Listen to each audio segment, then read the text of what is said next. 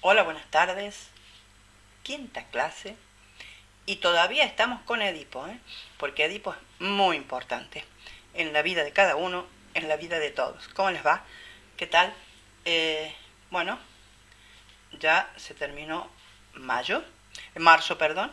Ahora vamos a entrar en un mes muy bonito, que es el cuarto mes del año, abril. Un día vamos a ver de dónde vienen los nombres de los meses y todo eso. Van a ver qué bonito que es, porque pertenece también, en realidad, al mito griego y al mito romano. Los otros días, en la última clase, Andrés tuvo la deferencia de explicarnos eh, la parte esa de Edipo que nosotros normalmente no leemos en la primera lectura. Y, y realmente cuando él estaba hablando de la última parte de, en referencia al Edipo Rey, me di cuenta de que en la lectura nosotros habíamos llegado en realidad hasta cuando entra Yocasta.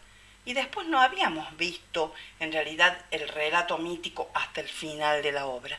Yo dije, realmente es que no, no tiene mucho sentido que yo haya salteado eso. Pero lo salteé por un lapsus senil, digamos así. Entonces lo que quería hacer hoy era completar, o es mejor dicho, completar esa parte del relato mítico. Porque mucho hablar del teatro, mucho hablar de la parte de la escenografía y del vestuario, etcétera, y resulta que del texto en sí no terminé de decirles las cosas. Entonces, para no irme por las ramas de nuevo, lo que voy a hacer es, y creo que eso es lo que tenía intención de hacer, y ahí fue la razón del olvido, era leer un pedacito de lo que Bernán dice, porque está muy interesante en cuanto a la resolución eh, que él le hace al tema de las deformidades de esta familia.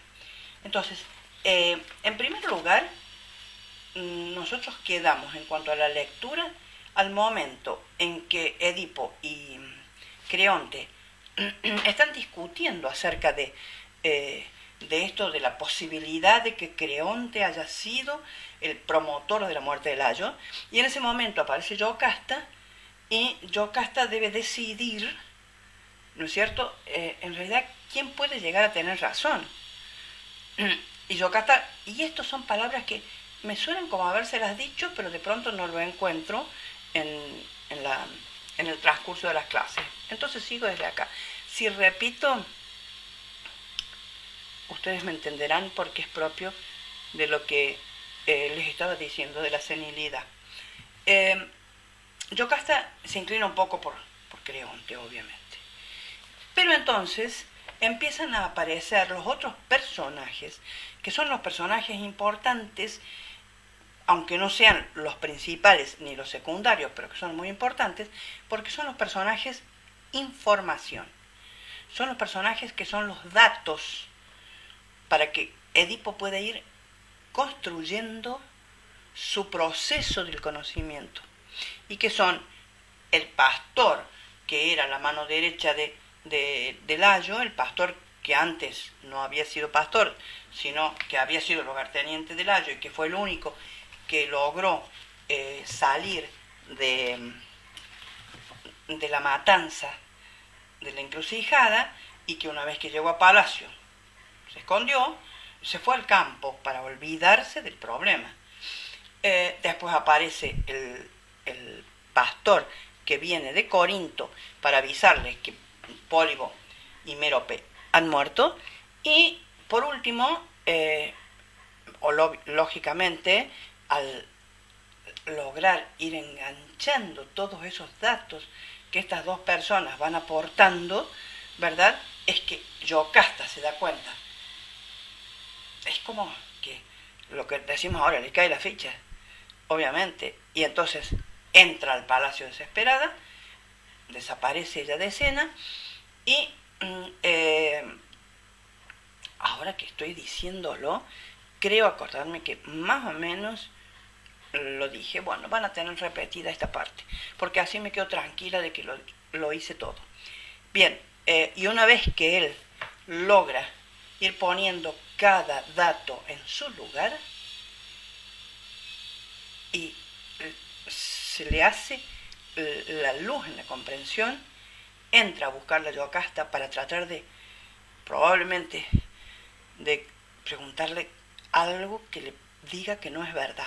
Eso, y se encuentra que ella se ha ahorcado, se ha suicidado, y entonces él le saca los broches que le sujetan el vestido, el peplo, ¿no es cierto?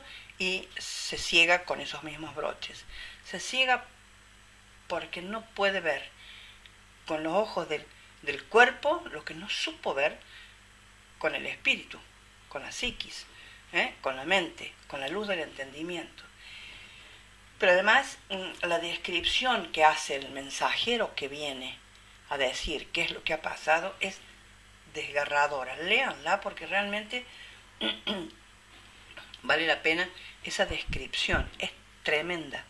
Tremendo el impacto en él y cómo, además del impacto del conocimiento de pronto, las consecuencias de lo que él dijo, ¿verdad?, que haría a la persona que habría hecho el asesinato de Layo, que habría cometido el asesinato de Layo. Entonces es como demasiado horrible todo, y entonces él vuelve a salir y decir que efectivamente él va a cumplir en él lo que él dijo que haría sobre aquella persona.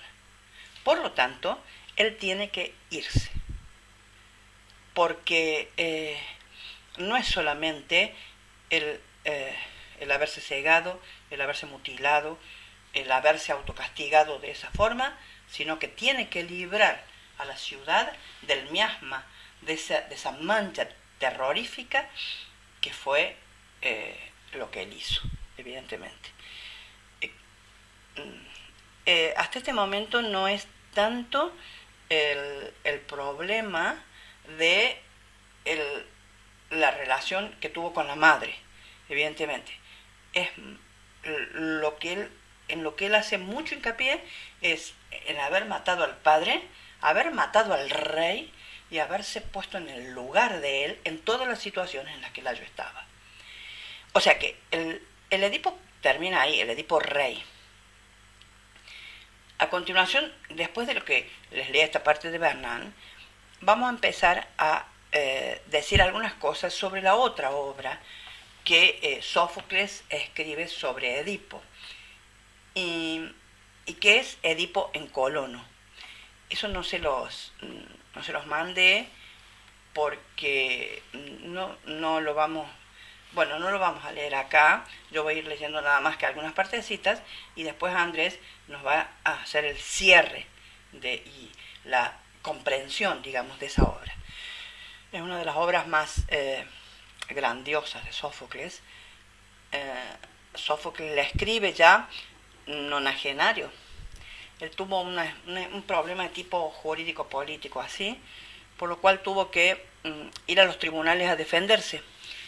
Y prefirió no tener un abogado defensor, no tener absolutamente nadie que lo defienda, sino que defenderse él a sí mismo, y la forma de defenderse es esta obra, Edipo en Colono.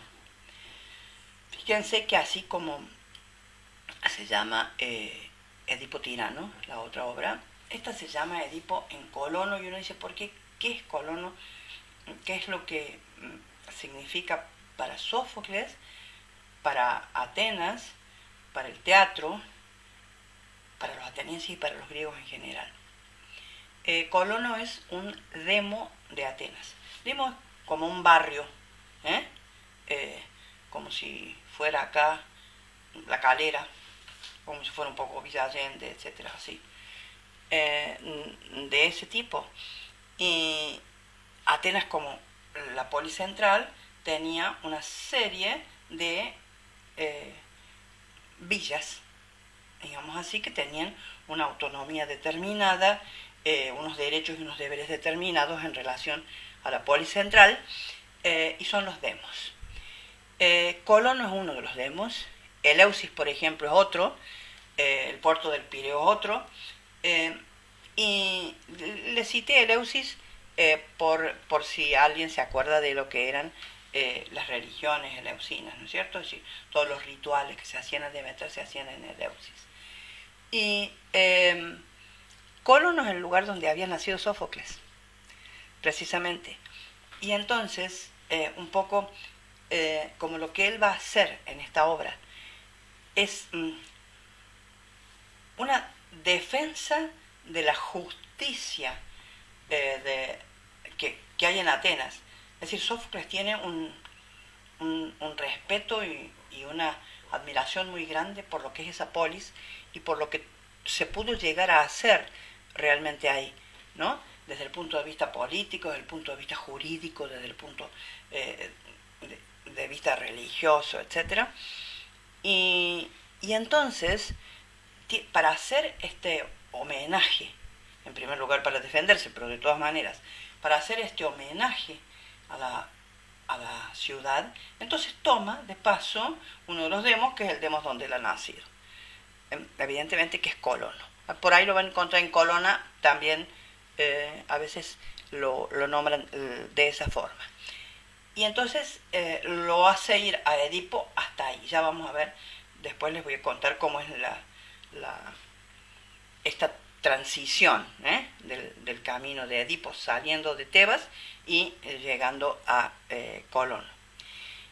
Por ahora entonces lo que voy a hacer es leer esto de Bernal que les quería leer para cerrar el Edipo tirano. Y decía lo siguiente. Fíjense, hay un capítulo para los que tienen el texto en la página 174, una parte que dice: tus padres no eran tus padres, ¿verdad? Eso, así lo titula Bernal.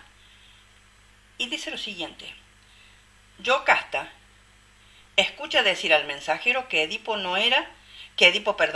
era un recién nacido cuando lo llevaron al palacio y lo adoptaron el rey y la reina de Corinto. Aunque no era el hijo de sus entrañas, quisieron que Corinto fuera su ciudad. La asalta un presentimiento siniestro. Si hasta entonces no lo había adivinado, en ese momento queda todo claro. Se aleja del lugar del interrogatorio y entra en el palacio. Y entonces Edipo le pregunta al mensajero: ¿cómo sabes todo esto? Y el mensajero le dice: lo sé porque fui yo quien entregué al niño a mis soberanos. Yo te entregué a ti, el niño del talón perforado. ¿Quién te entregó el niño?, le pregunta Edipo. Y el mensajero reconoce entre los presentes al viejo pastor de ovejas de Layo y Yocasta, quien le confió al recién nacido. Edipo pierde la cabeza. El pastor lo niega todo. Los dos hombres discuten. Recuerda que estábamos en el Citerón y tú me entregaste el niño, le dice un pastor al otro. Edipo presiente que la situación toma un giro aterrador. Por un instante piensa que fue un niño abandonado, hijo de una ninfa o una diosa, lo cual explica su destino excepcional. Aún guarda una esperanza, pero los viejos comprenden la verdad. Edipo se dirige al pastor de Layo y lo exhorta a decir la verdad. ¿De dónde recogiste al niño? En el palacio. ¿Quién te lo dio? Yocasta. No queda sombra de duda. Edipo comprende. Enloquecido, corre al palacio para ver a Yocasta. Ella pende del techo. Se ha ahorcado con su cinturón y está muerta. Con los broches de su manto, Edipo se desgarra los ojos. Hijo legítimo de una estirpe real maldita, expulsado de su lugar de origen, al que ha regresado siguiendo un trayecto irregular y desviado. Ya no puede ver la luz, no puede contemplar el rostro de nadie. Quisiera también ser sordo. Quisiera sumergirse en una soledad absoluta porque ha deshonrado a su ciudad. Pero él había dicho que el asesino sería expulsado ignominiosamente de Tebas. Por lo tanto, debe partir. Ese es el capítulo que él ha titulado Tus padres no eran tus padres. Un poquito más adelante, pasando una hoja nomás, dice lo siguiente, como explicando, ahora viene una explicación, no el argumento que les he contado. ¿Qué representa Edipo? Porque en realidad lo que nosotros estábamos diciendo, a ver, Edipo, ¿quién sos?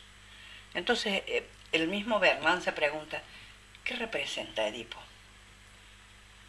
Y se contesta de la siguiente forma.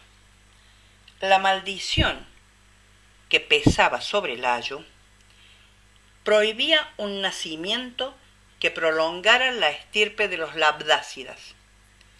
Al nacer, Edipo asume la carga de quien no debía estar ahí.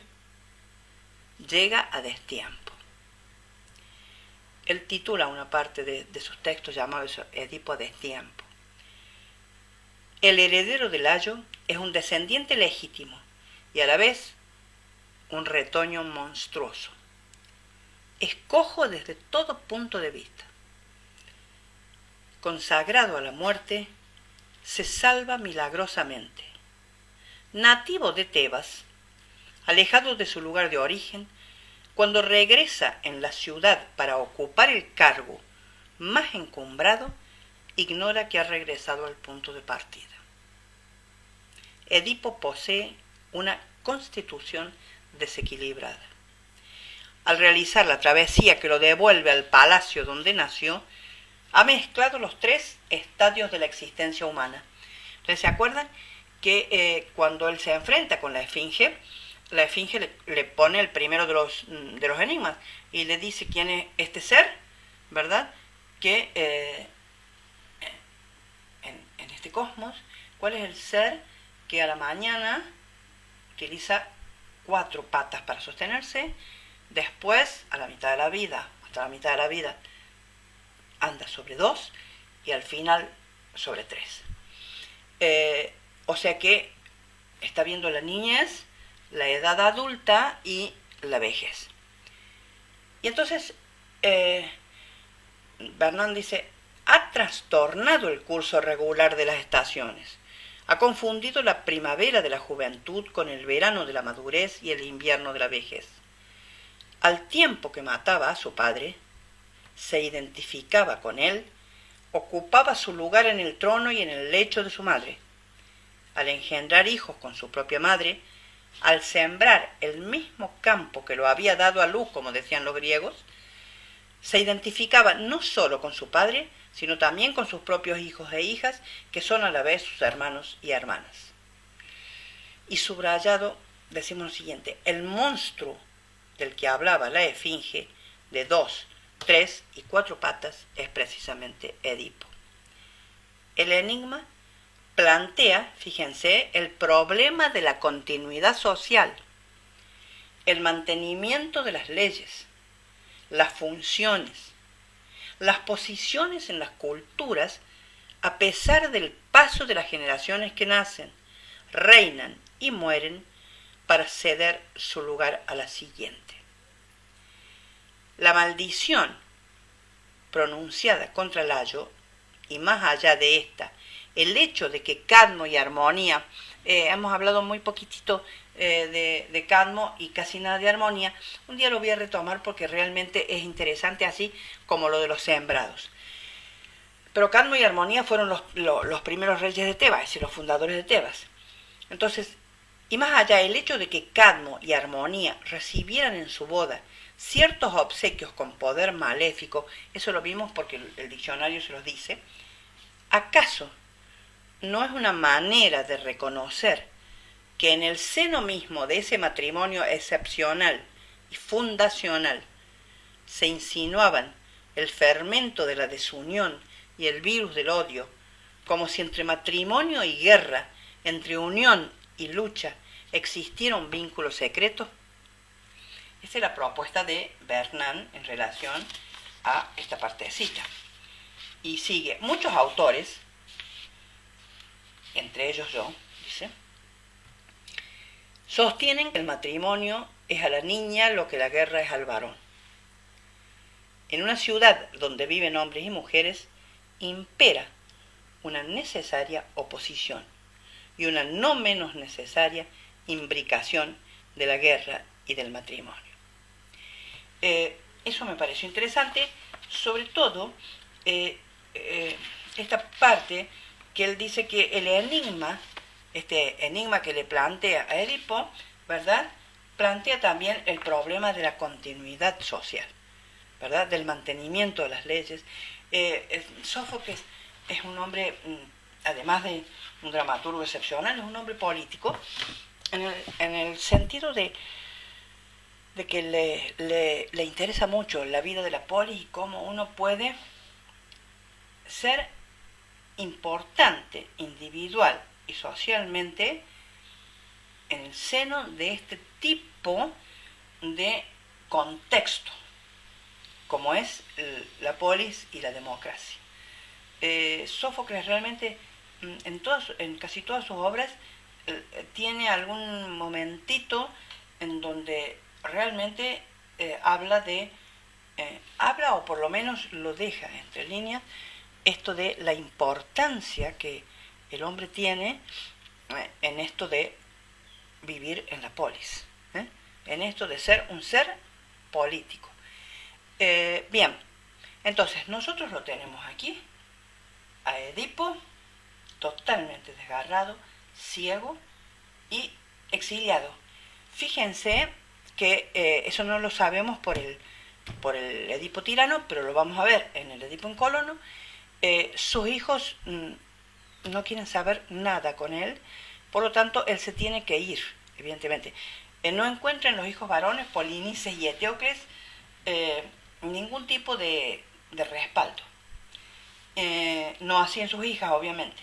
Y entonces él se tiene que ir. Esto de que sus hijos no le van a servir a él de respaldo de nada, porque es lógico que los ciudadanos de Tebas y que la autoridad que en ese momento viene a ser Creonte, ¿verdad?, porque es el que asume, no lo respalden. Eso es lógico.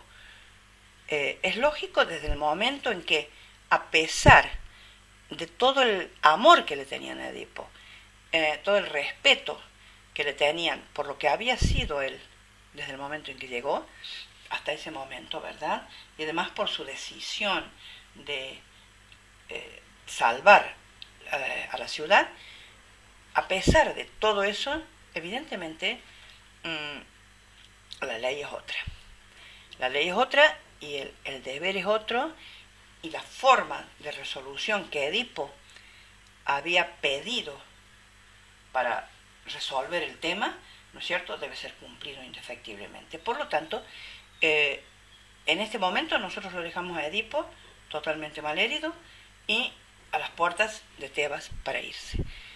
Lo van a acompañar sus dos hijas, Antígona e Ismene. En primera instancia va a ir Antígona. Antígona va a ser el lazarillo que va a tener Edipo durante todo su exilio.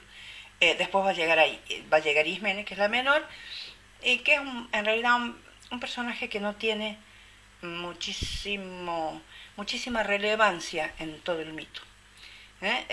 Aparece y desaparece con muy poca profundidad de pintura, de rasgos, ¿verdad? Pero de todas maneras es importante. Y para diferenciarla sobre todo de sus dos hijos, de sus dos hermanos varones, porque los hermanos varones realmente se las traen y bueno, sobre ellos se va a cumplir en realidad el final de esta estirpe.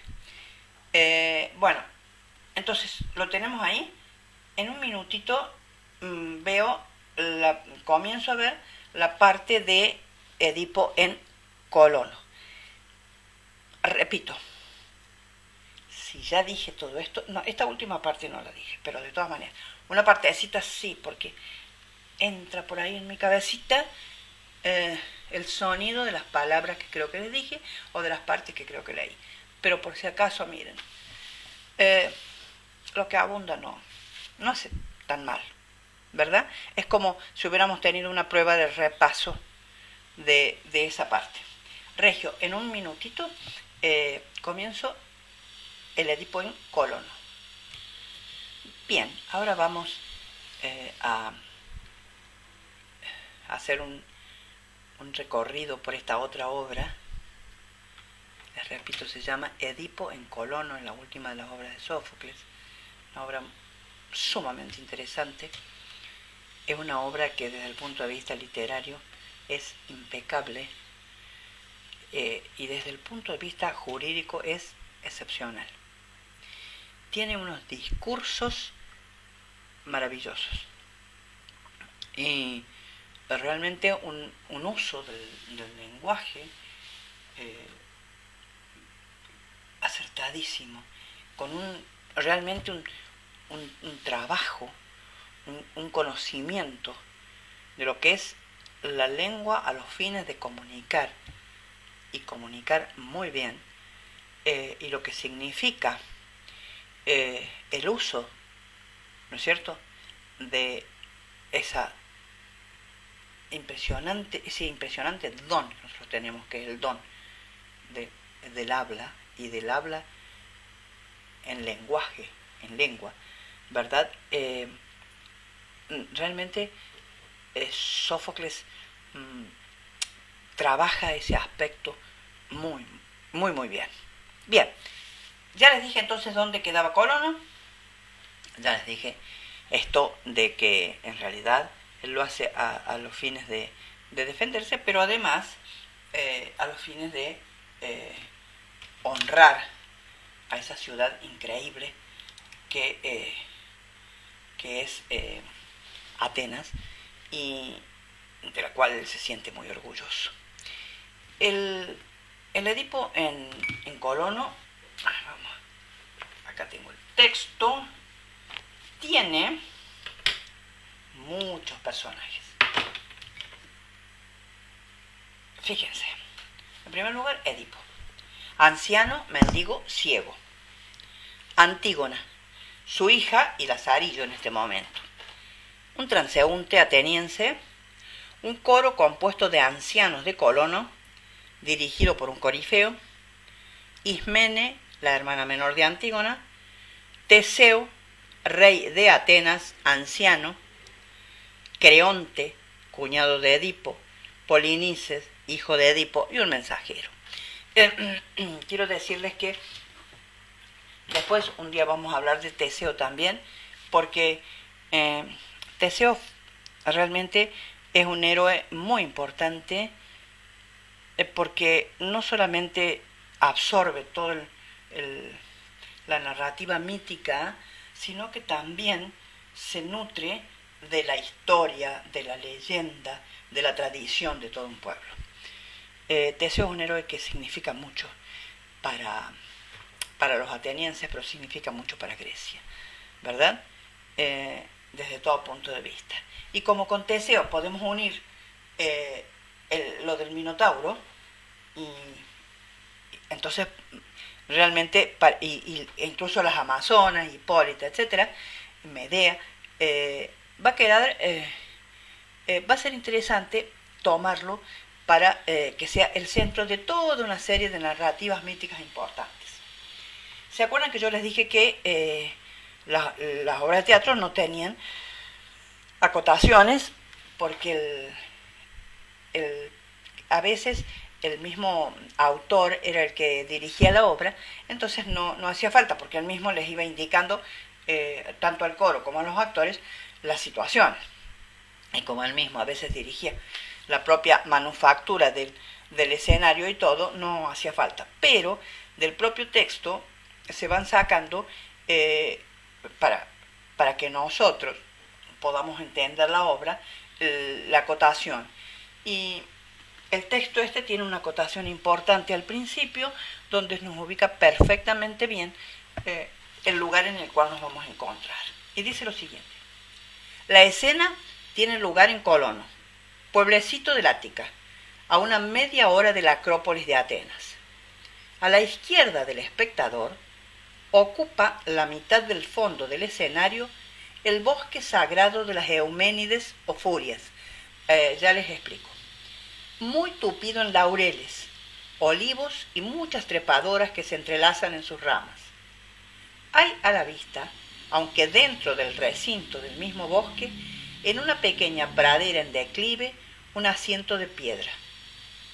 Algo más a la izquierda, fuera del bosque, habrá otro peñasco más bajo en que puedan sentarse 2 personas. Cruza el escenario una ancha carretera. Por ella, de izquierda a derecha, entra, llevado de la mano de Antígona, el anciano Edipo, ciego, vestido de andrajos, fatigado de un largo viaje, aunque reflejando en su rostro venerable algo de la antigua majestad real. La joven, después de las primeras preguntas del diálogo, sienta a su padre en la roca que está dentro del recinto de las Euménides. Hay unas palabritas que les quiero decir, y es esto de las Euménides o furias, y después cuando lea un textito de Bernán, la palabra meteco.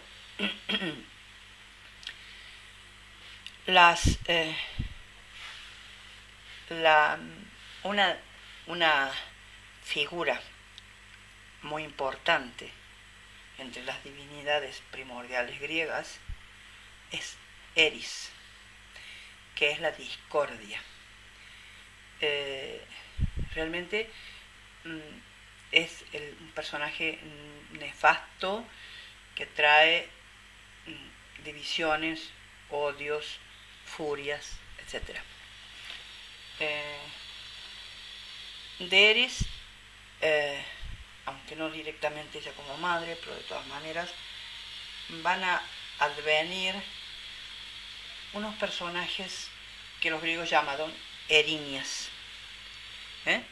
Las erinias son las furias que el hombre siente cuando recibe algún mal exterior y lo expulsa hacia afuera. Las furias son todo lo malo que el hombre tiene dentro, ¿verdad? Y que en algún momento sale. Fíjense que cuando alguno de los personajes comete contra otro un acto tremendo, como puede ser el asesinato, del asesinado o de sus allegados pueden aparecer lo que se llaman las furias, que son estas especies de proyección de todo ese odio, ¿verdad?, que siente la persona. No les quiero dar nombre porque en el mito de Agamemnón es ese primeramente el tema, y del mito de Agamemnón, que también lo tendríamos que ver, obviamente, y Clitemnestra, etc., deviene esto de las furias y las Euménides. ¿Por qué? Las furias y las Euménides, fíjense, son la misma divinidad. Por un lado están las furias, que son esta proyección de odio, ¿verdad? Y en un determinado momento, en Atenas, a raíz de un juicio que se celebra en Atenas,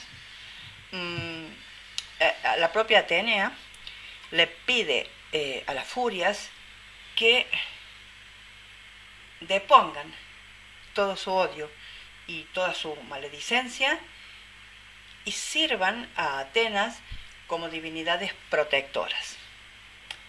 Esto significa que lo que les está pidiendo es un cambio de mentalidad. Por lo tanto, las furias dejan de ser tales, aunque siguen existiendo, pero en relación a Atenas se transforman en estas divinidades protectoras llamadas Euménides. La palabra Euménide viene de eu, que significa bien, bueno, y menos, que es la mente. O sea, son unas divinidades de mente buena, propicia a los fines de esta ciudad concretamente que es Atenas. Lo cual no quiere decir que en el resto del cosmos mítico, no sigan existiendo las furias. Obviamente, sigue existiendo el hombre, sigue existiendo esta proyección del odio, etcétera. O sea que, pero son estas divinidades que, digamos, tienen esta posibilidad de, no digamos metamorfosearse, pero modificar su forma de pensamiento en relación a un hecho concreto como es la ciudad de Atenas. Atenas le dedica a las Euménides, en agradecimiento por su protección, el pequeño bosquecito que hay cerca, ahí en Colono, que es este que describe acá Sófocles, con olivos, ¿verdad? Y una serie de árboles y plantas muy propicias, un bosque muy tupido, muy cerrado, y a ese lugar va a llegar precisamente Edipo. Ha pasado mucho tiempo, Edipo ya está viejo y cansado, y su hija Antígona ha estado todo el tiempo con él, llevándolo. Acuérdense que es ciego, y además el pobre tullido, no puede caminar bien, es muy feo. Es muy fea la situación de él, está pagando todo lo que le pasó, está cargando sobre él las consecuencias de todo lo que hizo, y es de esa forma que llega acá. Cuando llegan hay un pequeño dialoguito con ella, del cual voy a leer nada más que lo que él dice para comenzar. Dice lo siguiente: hija de un anciano sin ojos, Antígona, ¿a qué tierra hemos llegado? ¿A qué ciudad de hombres? ¿A quién le toca hoy acoger al errabundo Edipo con sus parcos donecillos? Bien poco es lo que pide, pero menos aún lo que recibe, aunque al fin para mí basta. Ya me han enseñado a ser modesto mis sufrimientos y los interminables años que los llevo, y el tercer maestro, mi hidalguía. Si ves por ahí, hija, algo donde nos sentemos, bien sea en lugar profano, bien junto a algún sagrado bosque, ponme allí y siéntame, y preguntaremos dónde estamos. A aprender hemos venido, los forasteros de los naturales, y luego a hacer lo que nos manden. Ella le va a decir después, si con los años se aprende, bien sabida tengo la lección.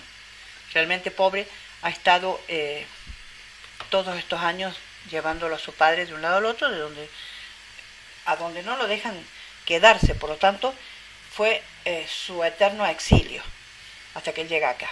Bien, cuando él llega, los habitantes de ahí le dicen que en realidad no puede estar porque él está entrando en un bosque que es sagrado, y ahí el ser humano no puede entrar, excepto los sacerdotes o aquellas personas que estén destinadas, ¿verdad?, al cuidado del bosque, y a rendirle culto a las entidades que, lógicamente, que están ahí. Ella le pide, por favor, y les va explicando quién es el padre, y ahí entra a tallar, digamos así, pues un antiguo augurio que alguien dijo alguna vez. Alguien en el mito es alguien, cualquiera, allá lejos y hace tiempo, que como si fuera un oráculo lejano y no muy certificado ni definido, pero alguna vez se dijo que el lugar donde Edipo descansara iba a ser realmente bendecido desde todo punto de vista, como para, digamos, como para cerrar benéficamente la vida de este ser monstruoso y maravilloso que es él. Y entonces, claro, Antígona como que trata de explicar esta situación, esta especie de oráculo, y entonces ellos le explican que están a las puertas de Atenas, que en Atenas reina un rey, haga la redundancia, un rey poderoso pero magnífico, anciano también, que es Teseo, y que entonces que ellos no pueden resolver nada en realidad, y entonces tiene que venir Teseo. Aparece Teseo. Teseo va a entender desde un principio la situación, se va a poner no del lado de Edipo, pero se va a poner del lado de tratar de resolver la situación. Y entonces le ofrece a Edipo no que sea un ciudadano ateniense, porque eso no se lo puede ofrecer, evidentemente. Edipo es un extranjero, pero además un extranjero problemático, aun cuando Teseo entiende absolutamente todo lo que le sucedió, las causas y las consecuencias. Entonces lo que le ofrece es ser, y acá viene la palabrita, un meteco. Metecos en la democracia ateniense eran los extranjeros que se radicaban en la ciudad, que se podían radicar, o sea que iban a tener no carta de ciudadanía, porque no van a ser ciudadanos atenienses. Es un escalafón diferente, pero tienen derechos y deberes, derechos que comparten con los atenienses y deberes que también comparten. Fíjense que tienen casi todas las obligaciones fiscales, digamos así, menos la de mantener barcos, porque entre los impuestos que los atenienses tenían, uno de los impuestos era un tantito de dinero de sus ingresos, había que dedicarlo a el mantenimiento de toda la flota que tenía Atenas, para, no en la época de Teseo, obviamente, es decir, acá, obviamente Sófocles trabaja muy bien la cuestión de imbricar el mito con el presente, con la situación real histórica, y había que mantener toda la flota ateniense. Y entonces, por ejemplo, eso era una de las obligaciones que no tenían los metecos, pero sí tenían la posibilidad de casarse con un ateniense, cosa que no tiene el extranjero. Por ejemplo, los atenienses se casan con los atenienses, si quieren tener hijos atenienses y si quieren ser ciudadanos atenienses.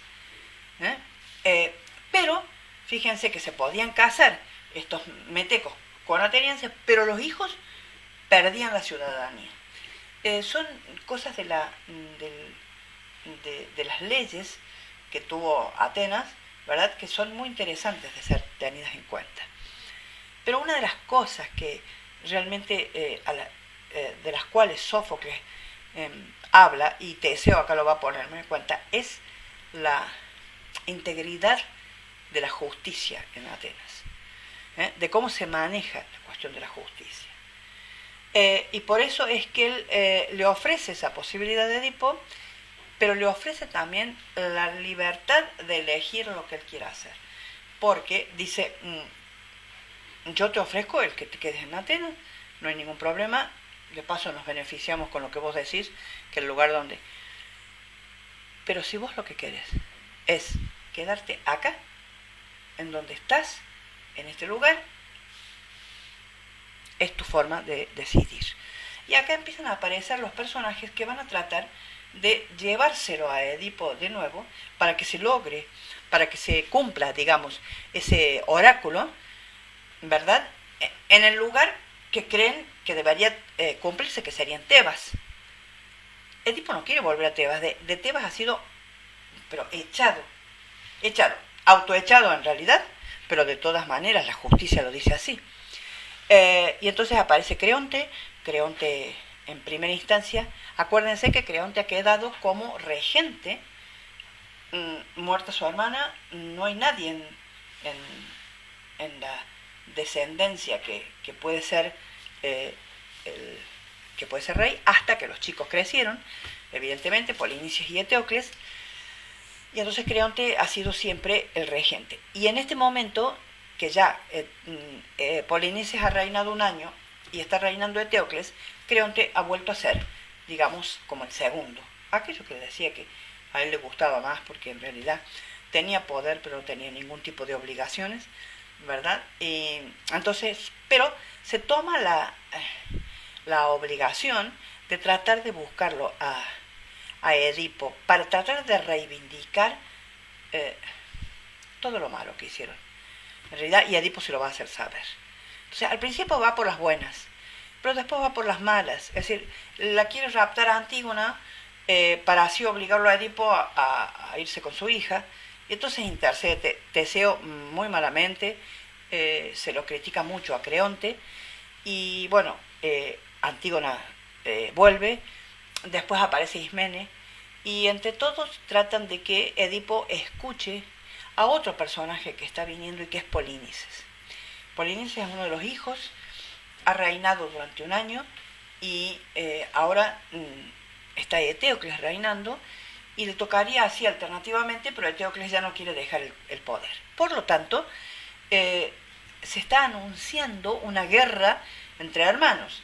Polinices, cuando se ha ido de Tebas, después de su año de reinado, se ha ido lejos y entonces ha obtenido, casándose con la hija del rey de Argos, todo un ejército y quiere volver a tomar el poder a través de la guerra. Hay una obra que se llama Los 7 contra Tebas, que es cuando Polinices vuelve con 6 generales, y él sería el séptimo, ¿verdad? A las 7 puertas que tiene Tebas. Tebas fue famosa por ser una ciudad, la ciudad de las puertas, en realidad así como un poco como Ávila en España, ¿sí? De ese tipo, y entonces en cada una de las puertas se va a colocar uno de los generales que trae Polinices, y desde adentro Eteocles va a tratar de defender la ciudad, también con sus generales. Pero esa es otra de las obras, eso es a posteriori. En este momento Polinices viene a decirle que por favor vaya a defender, fíjense, vaya a defender la justicia de Tebas, porque Eteocles ha asumido, digamos, el poder y en realidad no le corresponde definitivamente. Y entonces, claro, todos los argumentos son argumentos en realidad totalmente falaces, porque en realidad ellos lo han echado a Edipo, han comenzado una guerra entre ellos mismos, están desbaratando la integridad de Tebas, y él viene a pedirle por favor a Edipo que, como sabe que Edipo puede beneficiar a aquella persona a la cual respalde, entonces que lo respalde a él para ir contra su hermano y matar a su hermano y quedarse con el poder. O sea que, bien, Edipo lo echa, obviamente, y después de que lo echa, después de que Edipo ya muestra que en realidad lo que quiere es permanecer ahí, lo que dice es que lo que él quiere es morir ahí, que él sabe que a él le está destinada la muerte, y una muerte muy especial, pero en ese lugar. Él quiere desaparecer en el bosque de las Euménides, que los dioses ya lo están llamando. Él no quiere una sepultura a la que todo el mundo vaya a ver, ¿verdad?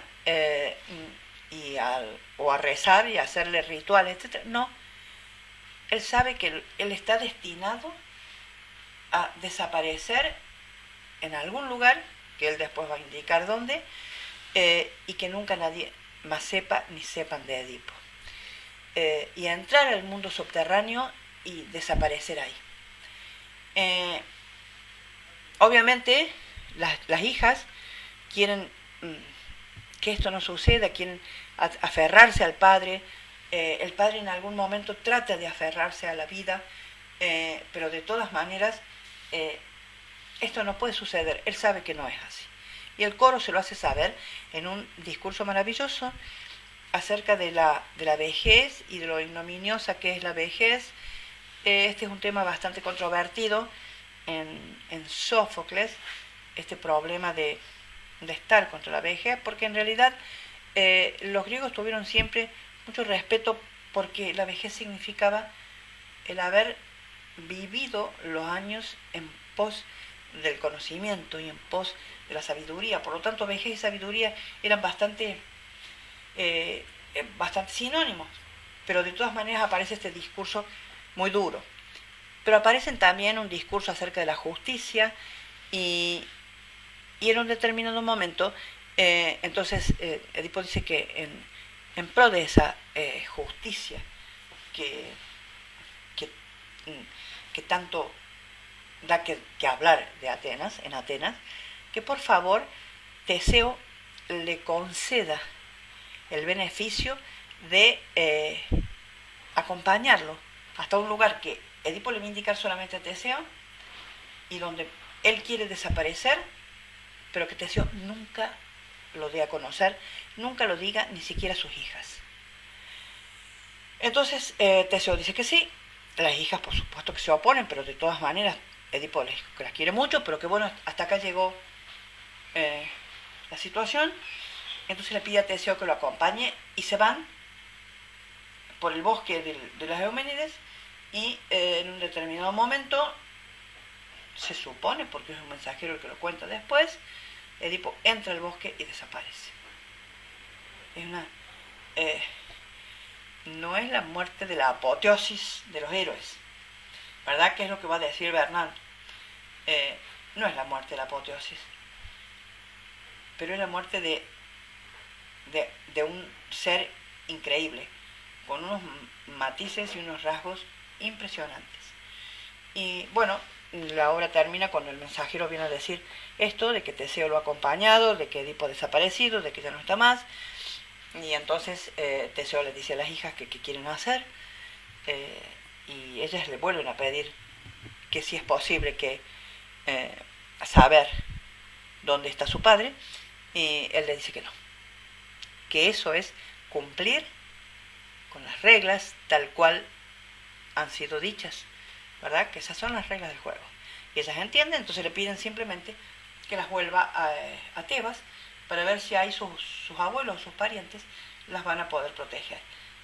La obra termina con un sabor de una tristeza increíble, pero como un cierre muy bueno para esta historia. Bien, voy a pedirle a Andrés a ver si nos dice algunas cositas acerca de esta obra.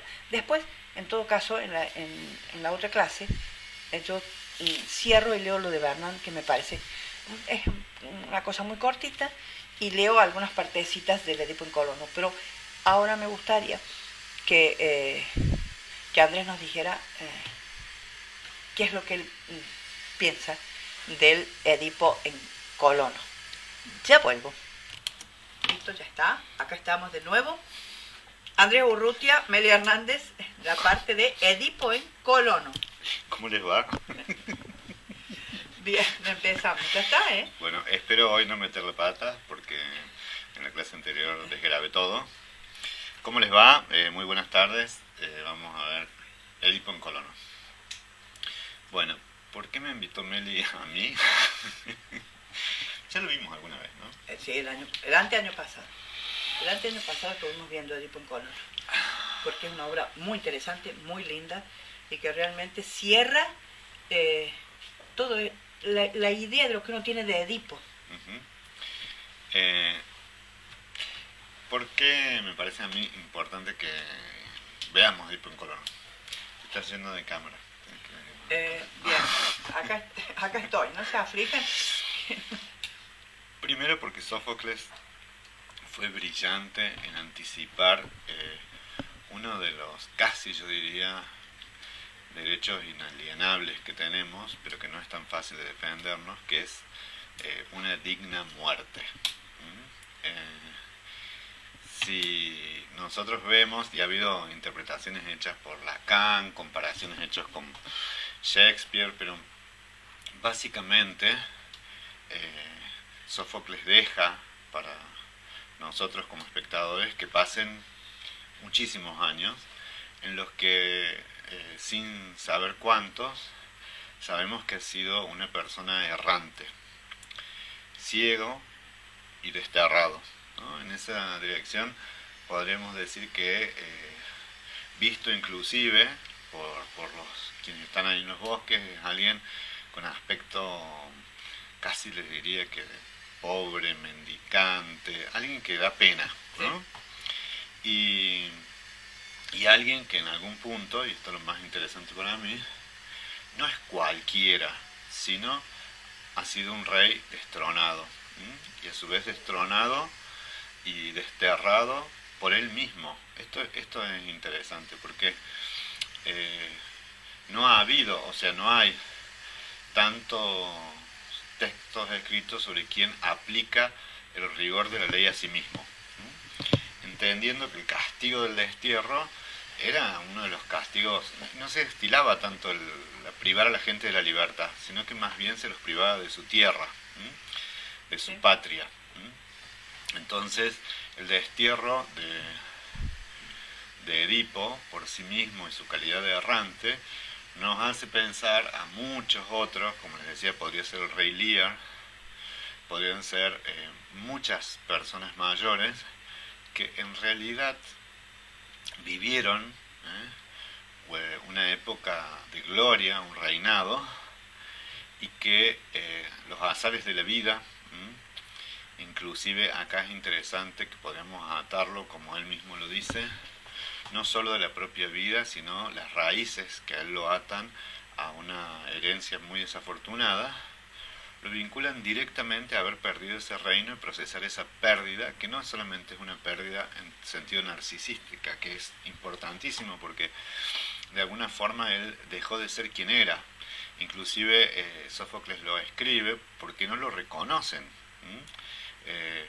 Él manda a llamar a Teseo, que ya vamos a ver que es como una especie de hijo putativo del amor, digamos, alguien a quien él quiere, porque además de haber sido desterrado, además de haber perdido el trono, excepto con sus 2 hijas mujeres, con sus 4 hijos hermanos, serían, porque son hijos de su madre e hijos de él, en esta maldición, en esta confusión y en esta alteración del orden simbólico,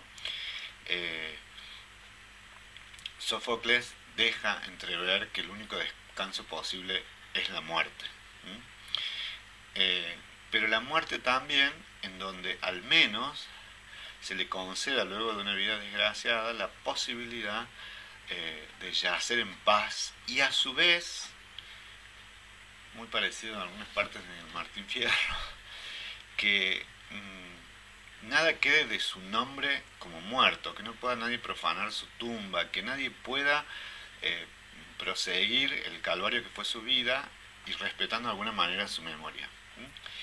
Ese tránsito, les decía, viene con un plus, ¿no? Y que es una historia sumamente trágica, que es también encontrarse sobre el final de la vida, entendiendo que los hijos están enemistados. Recuerden que ellos están peleando el trono de Tebas, ¿no? Bueno, también con Creonte, pero fundamentalmente son sus hijos, y Sófocles ya divide las dos cuestiones que parece que no han cambiado tanto de los griegos hasta acá: las mujeres vinculadas al cuidado del padre y los varones disputándose el gobierno de la ciudad, ¿no? Antígona es como la cuidadora por excelencia, ¿no? Y para que nosotros lo sepamos, las cuidadoras, y es una cuestión de género antiquísima, suelen ser las mujeres de los padres viejos, ¿no? Pero acá hay un plus que me parece muy bonito, que es que no es cualquier cuidado, sino que ella lo guía, de alguna forma hace la zarilla, pero con cierta ternura y pidiendo que respeten lo que hay de humanidad en su padre y no solo que vean aquellos crímenes atroces que él cometió. Y esto es lo que en realidad viene a pedirle a Teseo. Y es interesante porque en esto lo emparenta aún más a tantas personas mayores que han tenido no solo raíces sumamente convulsionadas, vidas muy desafortunadas, sino que además han tenido una historia de desaveniencia con la generación más joven.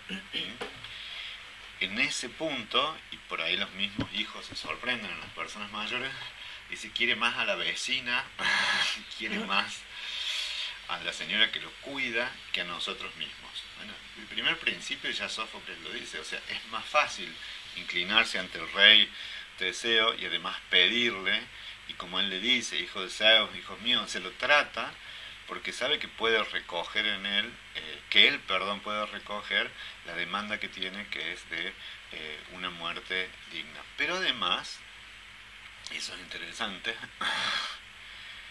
que no solo pide que lo recojan, sino que pide que se guarde en su memoria, y hace el último, que a mí me parece genial, el último alegato sobre algo que es difícil de reconocer, que no llega a ser un cuestionamiento a los dioses, pero sí pide que efectivamente se comprenda, y esto me parece muy interesante, cuánto hay de él, de agencia en los crímenes que cometió, y cuánto hay de los otros en quién es él mismo.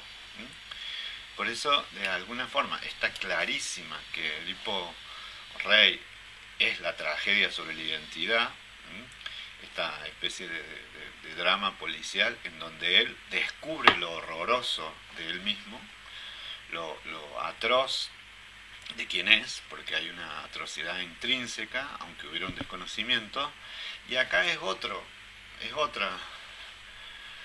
capítulo sobre la identidad que tiene que ver con la identidad en la vejez.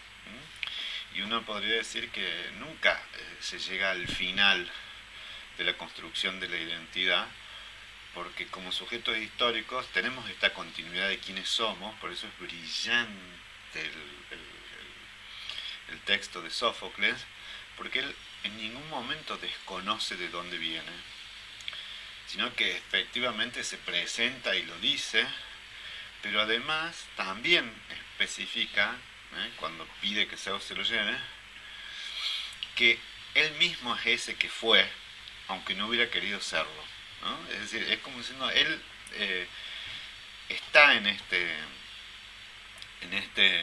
momento reconociéndose a sí mismo en lo que en Edipo Rey luchaba, ¿no? Que era desconocerse a sí mismo.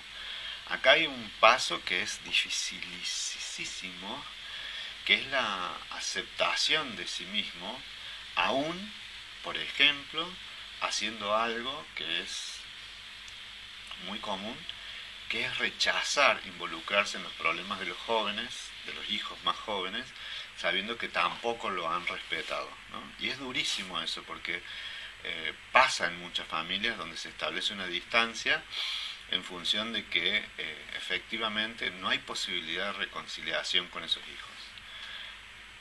Yo creo que eso es lo que lo hace trágico. La muerte no, la muerte es bienvenida.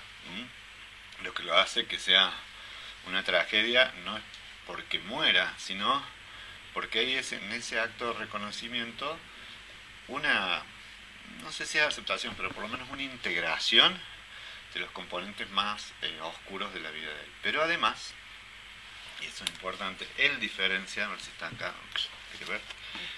Él diferencia algo. ¿Cuál parte que necesita? Ahí va, espera. Que es importantísimo, que es la diferencia que hay entre sus hijas mujeres y sus hijos varones, ¿no? Y esto tiene que ver también con esta cuestión. Bueno, por supuesto que hay que ubicarse en Grecia, donde los únicos que podían, digamos, heredar el trono eran los hijos varones, ¿sí?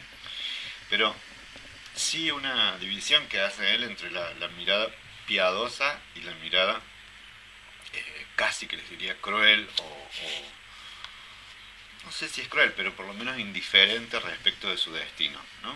Entonces de ahí que al hombre que él va a rescatar, no es a alguien que sea de la familia, y eso a mí también me parece interesante comprender que en muchas personas mayores, quienes ofrecen una posibilidad más digna y más comprensiva no son específicamente los hijos, ¿no? Uno puede reconocer, no sé, cuñados, hermanos, padres, etcétera, donde madres, donde hay puntos de inflexión y se plantean como desencuentros interminables, ¿no? En donde muchas veces ni siquiera la muerte nos reconcilia, porque efectivamente hay que esperar que se hagan los duelos. Sin embargo, hay algo de afuera que puede que nosotros podamos comprender más la sinrazón de ese viejo en su momento. Y en este caso, digo hoy, está por decir hoy, pero bueno, sí, hoy, cuando lo vemos, entender esto que él pregunta, ¿no? ¿Quién puede sacar nada de provecho de un hombre como yo? Él se muestra como un despojo, ¿no? Pero además dice, y es bueno, que para los griegos y para nosotros, lo que podemos sacar de Edipo en Colono es esto que les decía, que no solamente es la aceptación, sino que además es el reconocimiento de que ya no puede hacer nada con la otra generación. Esto es lo que les decía, o sea, no solamente el hecho fatídico de aquello que hizo su padre, sino que su límite está también en la generación que sigue. Él ya no tiene por qué ir a Tebas, ¿no? Y hay veces que nosotros tenemos que renunciar a esto y decir, bueno, es problema de mis hijos, yo ahí ya no puedo, y lamentablemente no puedo, pero sin embargo lo mejor es no intervenir. En ese sentido, cuando él juega bien, Sófocles juega bien el lugar de padre viejo, ¿no? Porque todo el tiempo se lo interpela, y dice, bueno, venga usted a poner paz, venga usted a cerrar las diferencias entre los hijos varones, y en realidad no tiene ya sentido porque yo no soy rey, ni tampoco soy quien como padre pueda dirimir estas diferencias entre los hijos, ¿no? Eso es uno de los renunciamientos más difíciles, ¿no? Que en la actualidad es muy difícil que las llamen o que los llamen a ustedes al reino de Tebas, pero sí hay asuntos de herencia, problemas con los nietos, en donde hay veces que el mejor acto de sabiduría es retraerse, ¿no? Porque les decía que en Edipo en Colono ya sí es una obra sobre lo que él sabe, ¿no? En la anterior era una obra sobre lo que él no sabía o finalmente descubría, ¿no?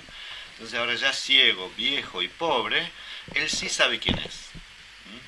Y también le encuentra sentido aún a los acontecimientos que él no pudo evitar, ¿no?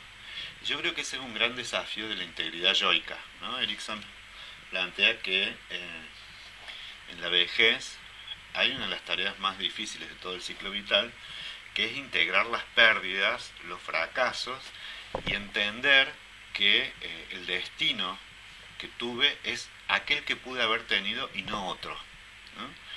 Miren que es interesante eso, porque entender que la vida que tuve es esa y no hubo otra posible, es renunciar a ciertas renegaciones que se producen en la juventud o en la mediana edad, ¿no? Esto yo no me lo merecía, estos padres no, el poner afuera, y acá, bueno, los padres que nos tocaron fueron estos, la vida que me moldearon fueron estas posibles. Y en ese sentido, poder integrar las pérdidas, poder integrar los aspectos más desgraciados, es, sin lugar a duda, el ejercicio más difícil de sabiduría, el más difícil. Porque para que estemos en conciencia de esto, un hombre que perdió el reino, perdió a su madre y a su mujer en el mismo acto y en la misma persona, pero además se descubre como un criminal. No es poco, o sea, en alguna, ¿vieron los queres que hablan los griegos, que son la vejez, los males, las enfermedades? O sea, él es como un portador de todos los males, digamos, en este momento, ¿no? Y aún así tiene la capacidad de integrar, y no solo descubrir en la muerte la salida, que recién Meli me decía eso en la cocina hace un rato, en donde él le da la bienvenida a la muerte. Y sí, le da la bienvenida a la muerte, porque también es una posibilidad de descansar de aquello con lo que ya no puede luchar, ¿no? Y en ese sentido uno podría decir, bueno, que es una posición un poco depresiva, pero no, en el costado opuesto, les decía, de la integración del yo, que lleva mucho trabajo, ¿no? Yo siempre doy, no sé, una metáfora que a mí me parece que es muy, muy buena. Si uno anduviera en patineta, ¿no? o en surf, ¿no? Solo mantener el equilibrio requiere mucha fuerza, ¿no? Porque por ahí nosotros pensamos que la fuerza tiene que ver solo con la juventud, pero tiene que ver mucho con la fuerza de ánimo, mantener el equilibrio cuando estoy acechado de pérdidas. Cuando me persiguen las dificultades en la salud física, los dolores físicos, la pérdida de seres queridos, nos guste o no nos guste, la más de todas, la más compleja de todas es el saberse próximo a la muerte. Y eso tiene temores, tiene ansiedades, que son muy difíciles de integrar psíquicamente. Entonces lo que les decía, mantener el equilibrio y no caerse, es todo el trabajo psíquico de la vejez. Que cuanto ha sido más desafortunada la vida, cuando la vida ha sido más agitada, y también podemos decir con más responsabilidad del sí mismo, ¿no?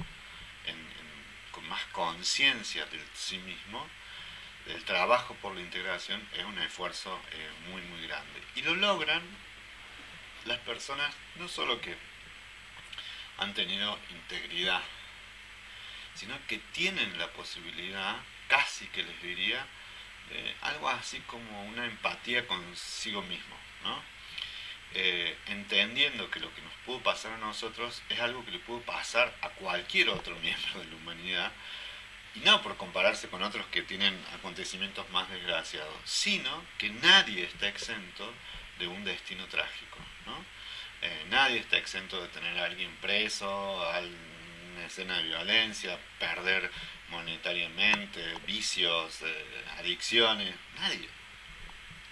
Y cuando uno ha transitado mucho en la vida, descubre que el destino que tenemos, así como lo hemos vivido, en Sófocles ya lo sabía hace tiempo, no había psicología, no había nada, sino que estaba planteando algo muy claro. La integridad yoica es no desesperarse frente a la muerte. Y acá les decía que esta es una obra para mí del conocimiento de sí mismo. No hay nada de negación, así como la otra había negación, proyección, había ira, cólera, todo eso era Edipo Rey. En este caso, además de la metáfora del bosque de la furia de las Euménides, que ya toda una metáfora, de las erinias, que fueron una cosa muy desgraciada, que se han redentivamente transformado en un símbolo benéfico. Esta posibilidad de redención es muy rara en las personas. ¿Qué sería la redención? Poder transformar, poder resignificar de un acontecimiento evidentemente malo, algo que tautológicamente es malo, imagínense, un crimen, el incesto, el destierro, el engaño sobre su identidad, sobre la adopción, bueno, todo, no hay en eso ninguna buena noticia. Bueno, ser capaz de comprender eso como algo propio del destino y sacar un aprendizaje, elaborar una restitución emocional de sí mismo y poder entregarse a lo que queda de la vida con bastante humildad. Bueno, esa redención, esa posibilidad de redención, como bueno, lo que ustedes seguramente conocen, el Cristo Redentor, o sea, cuando se redime es que todos los males pasan por él y puede pasar de esos males hacia adelante. Bueno, en este caso, esta obra muestra a un viejo que ya no está enojado, que ya no está enojado con las condiciones que se dio, sin embargo no las niega, no salva y no hace una imagen idealizada de su padre, tampoco niega quiénes son los hijos, diciendo son un orgullo de mi vida, sino que sabe perfectamente que lo avergüenzan y que son ambiciosos y que lo han desterrado. Reconoce en las hijas el dolor y dice, me voy a morir. Y esto que les decía de la digna muerte, la muerte digna no es solo evitar el ensañamiento médico, no proveer más dolor que lo que puede proveer el cuidado. Eso es el aspecto biomédico de la muerte. Pero el aspecto más digno de la muerte es poder encontrarse con uno mismo y hacer un acto que, obviamente que es simbólico, que es cuando ya nadie lo ve morir, sino que él parte cuando escucha el llamado de Zeus, por decirlo de alguna forma, ¿no? Y nadie lo ve. O sea, después tiene que venir alguien, lo mismo sucede casi siempre en la vida de Edipo, alguien reporta, alguien cuenta, alguien dice, y en este caso, estoy dando caramelos. Gracias, señor. Gracias, Nick. Alguien reporta lo trágico, pero a su vez se ha tomado el tiempo de reconfortar a sus hijas. Vení, sale todo al aire eso. Sí, Ruidito de caramelos. como los ruido. Chicos en el cine. Deja de hacer ruido. Entonces les decía, alguien reporta que él ya no está. Y acá no hay una, que me parece que es interesante, no hay que perderse en si hay vida después de la muerte, si en realidad lo espera Zeus. Es una obra en la creencia y la religiosidad griega, o sea que efectivamente hay una creencia de que las almas, ¿no?, pasarán por el Hades, o sea que hay todo una creencia y una mitología en relación a cierto estado de las almas, de la psique, más allá de la muerte. Pero eso no es la obra, sino la obra es poder ir solo, caminando hacia el encuentro con Zeus, y que en algún punto es, me parece a mí, para la mitología griega, una heroicidad rarísima.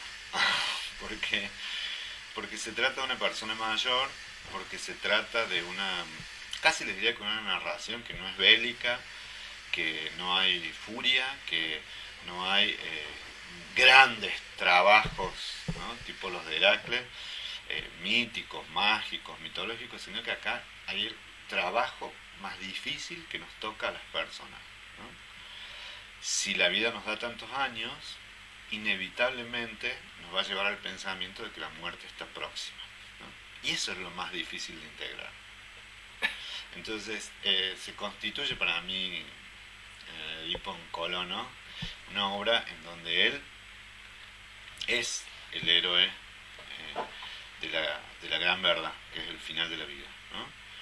Pero además puede hacer algo que es muy bueno, que dice: hija, vos me acompañaste hasta acá, sí, el resto del tránsito lo tengo que hacer solo, ¿no? Eso también es algo, lo que me parece a mí que es interesante en relación a que una muerte digna tiene que ver con una vida digna, ¿no? El dejarse ayudar, acompañar, el solicitar que sus restos descansen en paz, el poder presentarse con cierta humildad frente a su propio pasado, y el haber incorporado todas estas pérdidas, pero centralmente saber que frente al acontecimiento de la muerte, o sea, vamos a caminar solos, ¿no? Y él no lo hace en un tránsito desesperado, ¿no? Tiene además la posibilidad de darle consuelo a las hijas que están realmente desconsoladas. Sí. Y fíjense que es muy gracioso porque las hijas no pueden ver en ese momento que esto es un descanso, ¿no? Esto descansa en paz, rest in peace, ¿no? Es decir, es muy loco que uno repita y diga esto, descansa en paz, que no es solamente la paz del más allá, sino el hecho de dejar de sufrir, ¿no? Y que el hecho de dejar de sufrir está construido en toda la obra. Nosotros no sabemos todo lo que sufrió entre Edipo rey y Edipo en Colono, pero sí Sófocles tiene una virtud de mostrarnos un viejo errante y desterrado. Entonces esa es la gran expresión de una vida con mucho sufrimiento, ¿no? Entonces las vidas con mucho sufrimiento merecen, me parece a mí, una redención en la medida que lo puedan lograr. ¿Y esto qué quiere decir? No todos los viejos lo logran. Hay personas necias que meten la pata, que no se arrepienten, que se quejan de las generaciones nuevas, o sea que son una expresión de la necedad, ¿no? Me parece interesante que hay una autora que es brillante y que en realidad dice: ¿qué es la sabiduría? Es un equilibrio entre los componentes emocionales y los cognitivos, entre nuestra inteligencia y nuestros sentimientos, entre nuestro corazón y nuestra cabeza. Y hay muchas funciones asociadas, ¿no? Una de ellas es dar consejos, una es llevar el gobierno de las organizaciones. Entonces todo lo que tiene que ver con haber sido generativo en la juventud y poder integrar esa energía a la comprensión de sí mismo. Y Edipo, querramos o no, se esforzaba por su pueblo. Y en el último momento también se esfuerza hacia las generaciones más jóvenes. No sé si se esfuerza, pero hay un gesto en que quiere consolarlos. Pero a su vez le dice: pero la realidad es inevitable. Bueno, ese es el punto en que me parece que es una obra de alguien sabio, ¿no? Y que además sabe escuchar la hora de su partida. Por otro lado, me parece que el otro personaje, que es un joven sabio, es Teseo. Porque, bueno, joven, no sé si era joven. No era joven ya. ¿No? ¿Ya no era joven? No, era bastante mayorcito. ¿Ah, de mayor? Sí, Teseo grande, que Ajá. creo que por eso entiende. Bueno, pero esa es la comprensión que tiene, que para mí es una obra de mucha empatía, ¿no? Es una obra como entre la sabiduría y la empatía, ¿no? Porque que pueden ponerse y que además lo usan en el lugar del otro, ¿no? Desde el inicio uno puede, es lindo porque puede imaginarse al viejo caminando, tomando el brazo de la hija, donde dice, por favor, ya quiero descansar, buscame una piedra donde me pueda acomodar. Y eso es el acomodar los huesos, el sufrimiento, o sea, no es necesario que sea una novela donde el escritor describe cómo se siente, sino nomás con esos actos de que él busque descanso, que le pida a la hija que lo dejen, que a los transeúntes le tenga que explicar quién es, que a Teseo le pide por favor que lo deje y que después lo reciba las noticias, que le trae Ismene, rechace todo esto, o sea, miren que está lidiando en los últimos momentos de su vida. Y entender también, que a mí eso me parece más difícil, lo más difícil de la vida es entender que uno no estuvo y que lo mismo está atado a quienes te preceden, ¿no? A nuestros antepasados, y no va a estar, y aún así tiene que dejar partir, ¿no? Es decir, porque con su muerte no se soluciona el drama de Tebas. Él tiene conciencia que la vida continúa más allá de sus avatares, pero uno es un eslabón a lo largo de una cadena interminable de acciones y de personas, ¿no? Y entenderse en esa humildad, en un eslabón, es también comprender que hay cosas que inevitablemente no vamos a poder cambiar el curso de los acontecimientos, ¿no? Aún de vidas desafortunadas de hijos, de nietos, destinos que no están en nosotros, y esa comprensión sin estar preguntándose por qué a mí, porque no hay una razón, ¿no? La pregunta sería por qué no, me parece la más interesante de toda la obra. Pero es durísimo y es difícil. No, eso de sentirse eslabón, y yo, aunque no esté, me voy y no puedo hacer nada, no voy a poder hacer nada, y no hacer nada en este momento, porque no me corresponde ya. Y porque además tiene clara conciencia de quién es y quién no sirve lo que haga.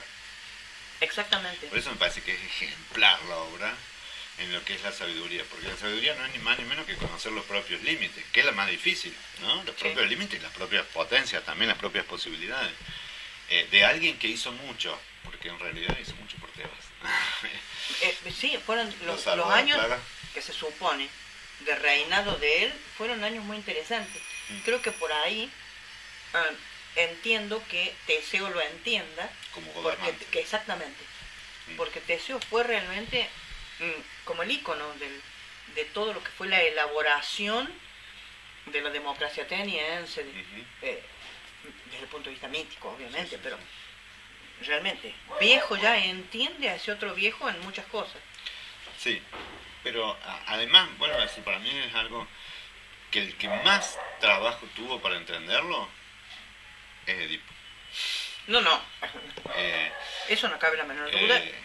Es un asesino, estamos hablando de un asesino, es un desterrado, alguien que perdió el reino. O sea, miren, la gente nos paga, por suerte, consulte a su psicólogo, por mucho menos, para poder sufrir, poder tolerar esos sufrimientos, ¿no? Y acá no solo es que puede tolerar esos sufrimientos, sino que lo ha integrado a lo que es su vida y su destino. Eso son tareas dificilísimas en la vida, ¿no? La mayoría de las veces, por eso digo que es una heroicidad increíblemente mayúscula, o sea, porque la mayoría de las personas no les es fácil integrar esos aspectos, ¿no? No les es fácil integrar esos aspectos. En general hay mucha desesperación frente al muerto, renegar, enojarse, entristecerse, deprimirse. Esas son las cosas que le pasan a mucha gente mayor. Sí, sí. Ahora, qué inteligente Sófocles realmente, porque elaboró todo un trabajo de psicología. Sí, sí. Bueno, lo cual quiere decir que la psicología es tardía y está bien que sea tardía, porque en realidad las grandes comprensiones de la vida las tienen los artistas, definitivamente. No quiere decir que necesariamente las apliquen a sí mismos, pero la comprensión del mundo, de la complejidad, porque no es una obra sencillita. Si ustedes se ponen a verlo de otro lugar, es un monstruo. es un monstruo. Es la monstruosidad hecha persona. Y que tiene en esa obra una redención. Entonces, efectivamente los artistas pueden mostrarnos, ¿no? Los dramaturgos, también pintores, pero me parece que los dramaturgos son como gente Sí. especialmente sensible a no hacer un ensayo, no hacer esto que yo estoy haciendo, sino hacer actuar a alguien y que nosotros podamos empatizar al punto que me parece que Edipo no da pena. Este Edipo no da pena. Uno dice, qué doloroso, pero menos mal. Es decir, en este sentido, muchas de las frases que me dicen, bueno, dejó de sufrir, ya está. Se hizo su paso, pasó por esta vida, ¿no? Y que esa es lo más difícil, que es la aceptación de la muerte, ¿no? Pero pasando eso a otro plano, Sí. esa es la esencia del teatro griego. Esa era la función del teatro griego. Es decir, no dar pena, sino impactar para que a mí me sirva, ¿viste? Pero que si a mí me da pena y me desgarro y me destrozo ahí en el teatro, no me sirve de nada. No sé, me parece, a mí el teatro griego me parece brillante en ese sentido también. No solamente en lo que dice el autor, sino en la función de la obra en sí, Sí, del acting ahí. por eso miren, aunque sea por este medio, otras veces en el aula, no se pierdan el trabajo de leer. No, ¿qué es lo que yo les decía? Leanlo. El leerlo hace que uno empatice, porque esas palabras no son antiguas, no han pasado de moda. Yo no sé, traducciones griegas, todo eso sabe Meli, pero en realidad uno lo lee y dice, sí, es aquí un viejo de la época de Sófocles, del 1500, o de hoy, o de mañana. Y es muy difícil encontrarse obras donde alguien de manera tan brillante como dice Meli intuyó y captó la esencia de la condición humana sin mucho más que hacer algo que no diría autobiográfico, no puede decir eso, pero que hay mucho de la reflexión de sí mismo, no hay quien pueda probar que es totalmente autobiográfico, pero No, sí. no, en absoluto, pero de todas maneras, él tenía casi 90 años. Claro, por eso digo Cuando escribe esto para... esa es la base de la excepcionalidad también del autor, ¿no? 90 años en Grecia, digamos, es quien aprendió muchísimo de la vida, ¿no? Sí, realmente. Pero no aprende cualquiera, o sea, hay que ser Sófocles, ¿no? O sea, no cualquiera tiene capacidad, ojalá fuera solo de aprender, sino de volcar también, y que eso es lo que yo creo que uno tiene que agradecer a los tiempos en los que nos tuvo, ¿no? Que nos llegó a las manos esto. Porque, miren, no hace falta ser psicólogo, al contrario, yo creo que a los psicólogos les hace falta leer otras cosas. Pero si uno profundiza en 3 o 4 obras así universales, al final... Y es lo que decíamos con Cicerón también. Ah, sí, con Cicerón. Claro. Leyendo de Senectute o de Amiquitia. También, es decir, y él era mayorcísimo y había tenido una vida bastante... También, y realmente esas son obras que son para leer. Claro, porque son como el carozo de la vida, ¿no? O sea, poca gente ha podido... Y acá no porque la edad, yo no hago una mitificación de la edad, no creo que la edad per se, pero la edad y una vida sufrida y comprensiva, yo diría, ¿no? Porque tampoco de nada sirve el trauma en el trauma mismo, ¿no? El trauma, o sea, la obra del trauma es Edipo Rey. O sea, esto es todo el dolor, está abierta la herida, el horror del descubrimiento de sí mismo, el saber que el monstruo es uno, ¿no? Que la parte oscura la lleva uno. Pero en este caso, ya en esta obra, la monstruosidad ya ha dejado de lado para la comprensión de la generación de esas condiciones tan adversas y a su vez asumir la cantidad de errores que hemos cometido, ¿no? Algunos más, otros menos, pero vieron, vida nada te debo, vida estamos en paz. No es fácil decir eso, porque uno sabe que eso lo está diciendo mucho más próximo a la muerte, porque la muerte antes es una mala sorpresa, ¿no? Pero inaugurada la vejez, ya no hay persona mayor que no tenga clara conciencia de que es un acontecimiento próximo a venirse, ¿no? El tema es que entender que de nada sirve putear, que de nada sirve enojarse, y que además si uno se abate mucho, hay que tratar de sostenerse. Es dificilísimo, él es brillante, ojalá la lean a la obra. Y no creo que ni de cerca los vaya a deprimir, no, nada. No. Al contrario, es como que deja una cosa, por lo menos a mí siempre me pareció una reflexión bastante potente de algo que la gente vive también, que es la resiliencia, la capacidad de salir adelante con dificultades enormes. Para ser antifreudiano, Yocasta hizo algo bien. No, para mí que no fue Yocasta, fue la reina de Corinto. Yocasta fue la otra, la sustituta. Fue la otra, la no sabemos culpable. cómo se llama, algo bueno en dejó. algo Peribea, sino Mérope, en general Mérope. Pero... Por eso, algo bien la dejaron, porque dejaron un tipo íntegro que se iba a venir un montón de desgracias, pero los pudo tolerar. Cualquier otro se chifla con mucho menos. Bueno, ¿qué más? No, yo creo que para redondear la clase, además de pedir perdón por el caramelito, discúlpame, pero es que estaba tan tentada porque... No la soporto. Mira, acá está el caramelo. No, mira. A ver si me parece bien. Pero me lo señora. comí el caramelito porque si no tosía, que era peor e interrumpía todo tu... No hay ningún problema. Bueno, qué suerte, Es un perdonada, placer con la mente. perdonada que me siento. ¿Después qué van a ver? Pero ya vieron todo de Edipo, se les va a acabar el curso en un mes. No, el problema con la Meli es que va muy rápido. No, yo les he preguntado, en realidad, díganme si voy muy rápido, pero hoy repetí algo que creo que ya dije, pero que, no sé, me está cayendo la ficha de que en algún momento lo dije. Bueno, ya se los expliqué a ustedes, no le voy a explicar acá al doctor porque no vale la pena, no. Porque se nos da la mitad de la cara. Bueno, no, lo que yo quería hacer es completar algunos temas mitológicos en relación a esto, para ablandar un poco la situación como es Cadmo y Armonía. Es muy lindo. Y todo lo que significó los hombres sembrados en la tierra, de los dientes del dragón.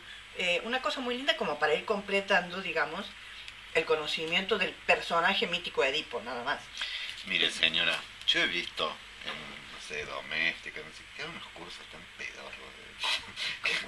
Que dura 1 minuto y medio la clase, así que disfruten la clase de Meli, compártanla, porque la verdad que es un lujo, es un placer. Ya está quedando como la posteridad, porque se queda filmada. ¡Qué divino! Lo que ella dijo quedó ahí grabado. Quedó grabado. Exactamente. Pudo morir en paz. Sí. No, pero no hace bueno, falta. No hace falta. No hace falta ya. Bueno, Andrés, te agradezco esto realmente. Y después después de eso que te dije que íbamos a ver, me gustaría empezar con Penélope, ¿viste? Me encantan Penélope. Si me invitan, vengo. Sí, porque... Y les canto Penélope. Pediríamos que preferiríamos. No voy a cantar. Vamos a traer un dúo. Gente, realmente muchas gracias por estar ahí, por aguantar el dúo Coplánaco. Acá no sé cómo podemos... ya son buenos. Eso, y bueno, nos vemos en la próxima clase. Gente, muchísimas gracias. Bye.